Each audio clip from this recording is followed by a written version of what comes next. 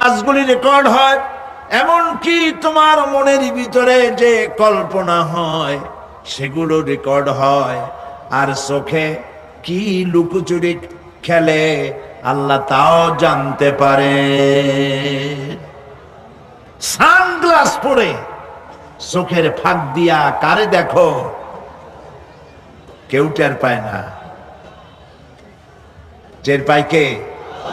জোরে বলেন আল্লাহ পাক। মহান আল্লাহ রাব্বুল আলামিন বলেন, কোন গুনার কাজ করে, কোন সামান্যতম গুনার কাজ করেও এড়াতে পারবে না, এবং সামান্যতম ভালো কাজ করলেও তাতে পুরস্কার থেকে মাহরুম হবে না। আল্লাহ পাক বলেন, ওয়া ইন কানা মিসকালা হাববাতিন মিন খারদালিন আতাইনা বিহা ওয়া কাফা বিনা হাসিবিন। একটি সরিষা পরিমাণ আমলকেও আল্লাহ পাক কিয়ামতে হাজির করবেন। হিসাব নেওয়ার জন্য আল্লাহ পাক বলেন, আমি যথেষ্ট। সুবহানাল্লাহ। হিসাব নেওয়ার জন্য আল্লাহ পাক যথেষ্ট। হযরত ওমর রাদিয়াল্লাহু তাআলা আনহু, আমিরুল মুমিনিন, খলিফাতুল মুসলিমিন হযরত ওমর ইবনুল খাত্তাব বলেন রাদিয়াল্লাহু তাআলা আনহু, সুবহানাল্লাহ। কোথা থেকে আল্লাহ কোথায় নিয়ে গেছেন? নবীর হত্যা করতে আসছিলেন, আর আল্লাহ তারে কোথায় নিয়ে গেছেন? সুবহানাল্লাহ। নবীজি বলেছেন, লা নবিয়্যা বাদি ওয়ালা রাসূলা, আমার পরে নবীও হবে না, রাসূল হবে না। যদি কেউ নবী বা রাসূল হইতো, কে হইতো? ওমরের আল্লাহ নবী বানাই দিতেন। সুবহানাল্লাহ। সেই ওমরের কতটুকু জানি আমরা? অনেক কিছুই জানি না। হযরত ওমর রাদিয়াল্লাহু তাআলা আনহু অন্ধকার রাত্রে একদিকে যাচ্ছিলেন, পেছনে কিছু লোক ছিল।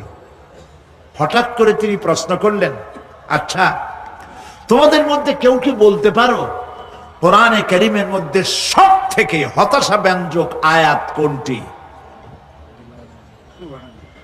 অন্ধকারের ভেতরে একজনে জবাব দিলেন, ফামান ইয়ামাল মিসকালা যাররাতিন খায়রান ইয়ারাহ ওয়া মান ইয়ামাল মিসকালা যাররাতিন শাররান ইয়ারাহ। এর অর্থ হলো, যদি কেউ যারা পরিমাণ, সরিষা পরিমাণ ভালো কাজ করে কিয়ামতে সেটা দেখতে পাবে, আর যদি সামান্য সরিষা পরিমাণ গুনার কাজও করে, খারাপ কাজ করে, সেটা দেখতে পাবে। এই আয়াতটি যখন নাজিল হয়, এই সূরা যখন নাজিল হয়, হযরতে আবু সাঈদ খুদরি রাদিয়াল্লাহু তাআলা আনহু তিনি রাসূলুল্লাহকে প্রশ্ন করলেন, ইয়া রাসূলুল্লাহ, আল্লাহ যে আয়াত নাজিল করলেন, কিয়ামতের দিন আমি কি আমার এমন কি ছোট্ট পাপও কি দেখতে পাবো? আল্লাহর নবী বললেন, আল্লাহ বলেছেন অবশ্যই দেখতে পাবা। হযরত আবু সাঈদ খুদরি রাদিয়াল্লাহু তাআলা আনহু চিৎকার করে কেঁদে উঠলেন, বললেন, তাহলে তো আমি মরেই যাব। আমার ছোট্ট পাপটাও যদি আমি দেখি কিয়ামতে, আমি তো মরে যাব।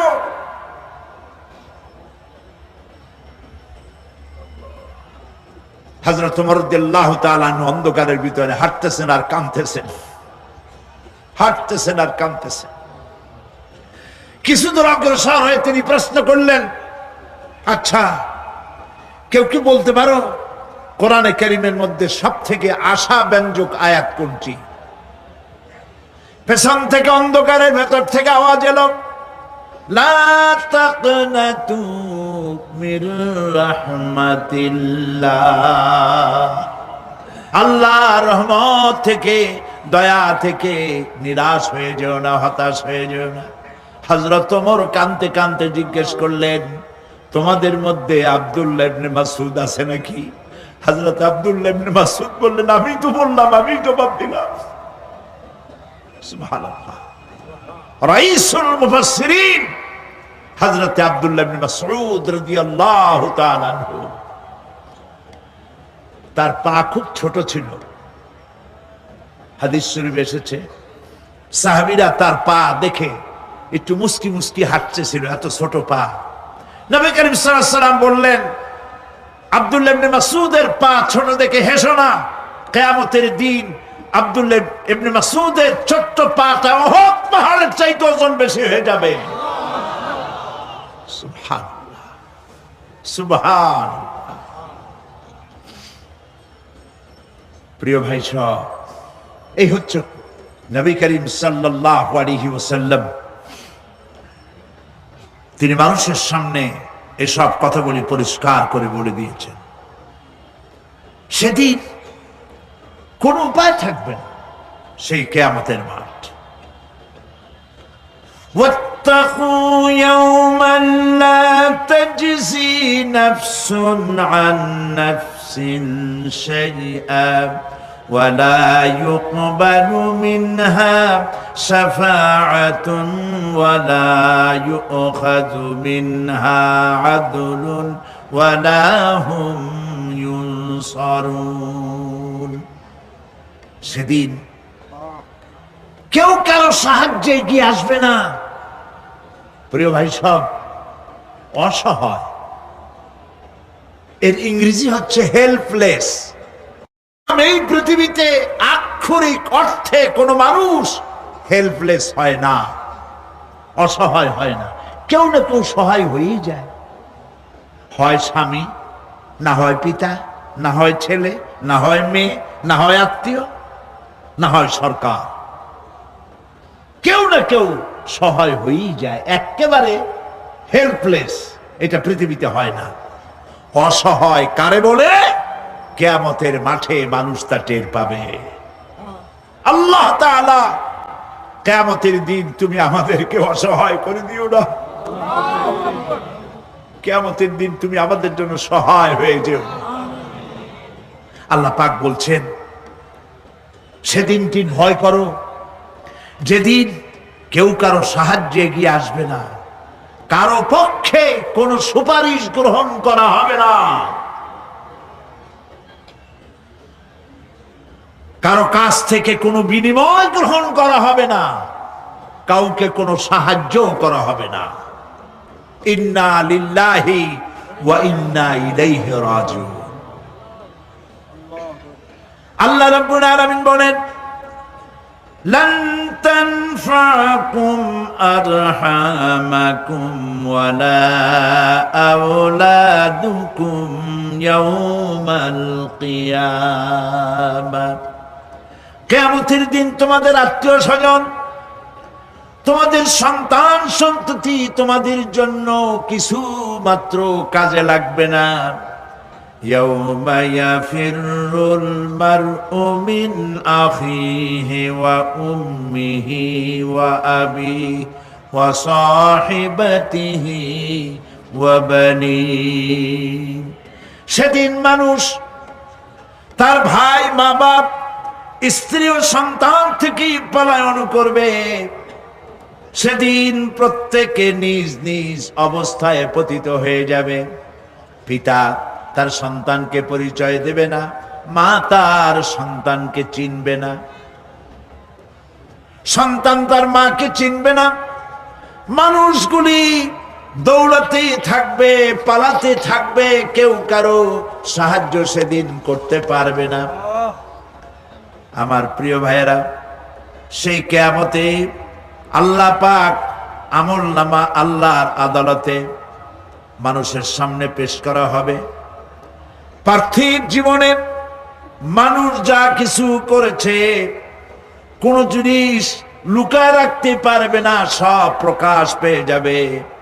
কিয়ামতের পূর্বেই আল্লাহ রাব্বুল আলামিন সব কিছুকে রেকর্ড করে রেখেছেন। আবারও বলছি, আল্লাহ পাক কোনো কিছু গোপন রাখেন নাই। কিভাবে রেকর্ড করছেন? وَكُلَّ إِنسَانٍ أَلْزَمْنَاهُ طَائِرَهُ فِي عُنُقِهِ وَنُخْرِجُ لَهُ يَوْمَ الْقِيَامَةِ كِتَابًا يَلْقَاهُ مَنشُورًا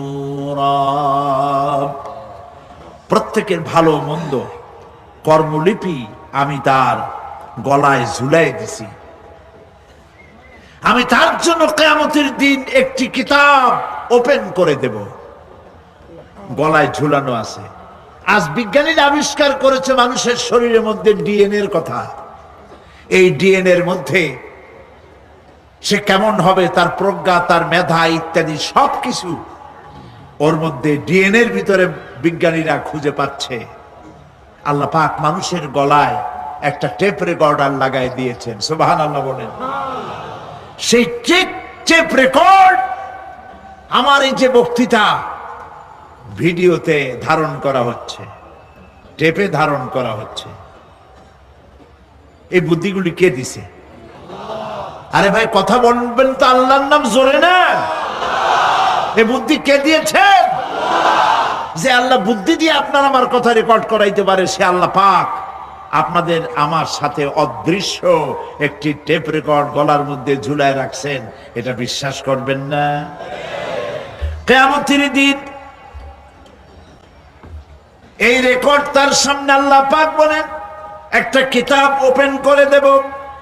তারপরে বলা হবে ইকরা কিতাবাকা কাফা বিনাফসিকাল ইয়াউমা আলাইকা হাসিবা।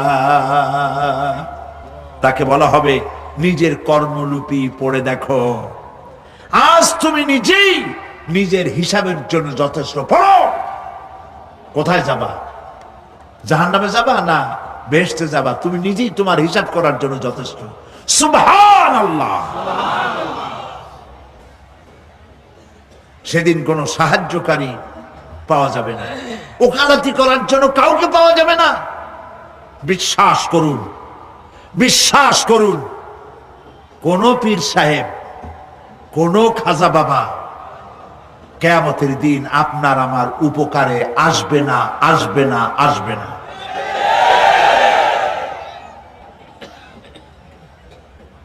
আমল ভালো হবে, আল্লাহ ক্ষমা করবেন। আমল ভালো নাই, পীর সাহেবরা কিচ্ছু করতে পারবেন না। কেউ কেউ মনে করেন পীর সাহেব আমার সুপারিশ করবেন। কিয়ামতের দিন আপনারাই দেখবেন ওনাদের সুপারিশ কে করে। কিয়ামতের দিন আল্লাহ পাক আরো পরিষ্কার করে বলছেন লান তানফাকুম আরহামুকুম ওয়ালা আওলাদুকুম ইয়াউমাল কিয়ামাহ। কিয়ামতের দিন সন্তান সন্ততি আর সম্পদ কোনো কাজে লাগবে না, এগুলি কোনো উপকার হবে না মানুষের জন্য। আর সেখানে উৎকোচেরও কোনো কারবার চলবে না। এই পৃথিবীতে উৎকোচ দিয়ে অনেক কাম করা যায়, কিন্তু কিয়ামতে চলবে না। আল-ইয়াওমা লা ইয়ানফা'ু মালুন ওয়ালা বানুন। সুবহানাল্লাহ, সুবহানাল্লাহ। যেখানে কিয়ামতের দিন ধন, সন্তান, সন্ততি কোনো কাজে লাগবে